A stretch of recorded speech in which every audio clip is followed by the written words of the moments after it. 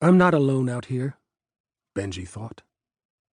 It was in the air, a white noise vibration, the faintest disruption of the silence that had seized the world. Over the years here in Ouray, as the sleepwalkers slept, and eventually as they awakened, he'd seen something up here, west of town. A bird, he'd thought at the time, but it glinted a bit in the sun. And it didn't move like a bird, not at all. One time a couple years back, he'd seen it again on a foggy day, a shape moving above the trees before dropping straight down.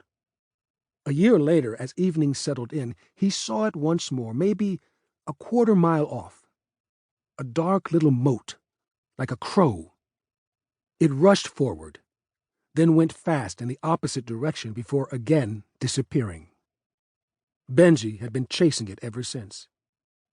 He came out here a couple times a week, to get in a walk, to help feed the townsfolk by hunting deer in the spring or bighorn in the winter. But also, just on the off chance he'd spy it again. He felt like a crazy person. No one else had seen it, but Benji was a man of both science and faith.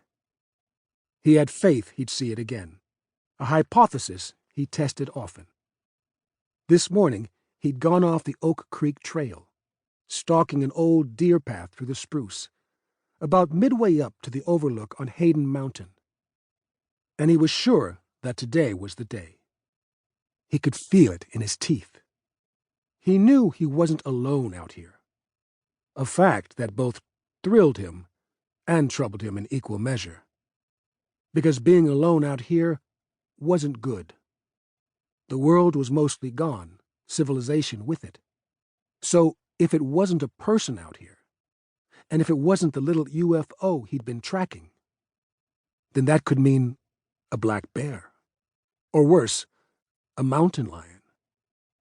Such predators didn't care much for human prey, especially now that those animals were no longer forced to forage for garbage or human food.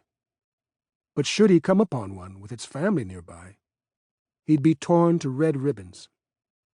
His hands tightened around the cold metal of the Winchester lever-action rifle. And then ahead he heard something. Not a telltale snap of twig or crunch of leaf. No, this sound was a low, mechanical whine, like a distant drill spinning. Not a bear, not a cougar. And it was coming closer. He brought the butt of the weapon to his shoulder but kept the barrel low. His heartbeat kicked up like a galloping horse. Vroom. That sound, closing in. Ahead he saw something shake the leaves of an aspen and shudder the branches of a blue spruce. There was a beat where he heard nothing, saw nothing. But then Benji staggered back as a shape broke through the tree line onto the trail just ahead of him. The rifle went up, and down the sights he saw what had emerged. A drone. No bigger than a dinner plate and matte gray with 4 propellers, 2 in the back raised up, and 2 in the front, down low, the way that a crab held its claws. The drone hovered midair and pivoted carefully toward him. 4 red lights marked the corners beneath each propeller, and underneath its body, in a wire mesh cage, was what looked like a camera. The drone was filthy and corroded. Bits of twig and vegetation dangled from it.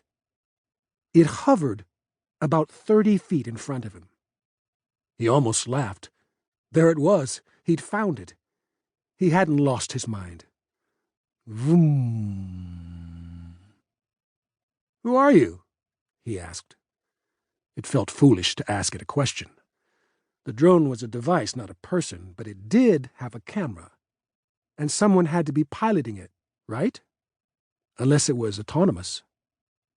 Weren't there stories from years ago about drones flying over the western states? Google, perhaps? Bureau of Land Management? But could such a drone still be powered up and flying about? The drone continued to hover in place, as if it was regarding him the same way he was regarding it.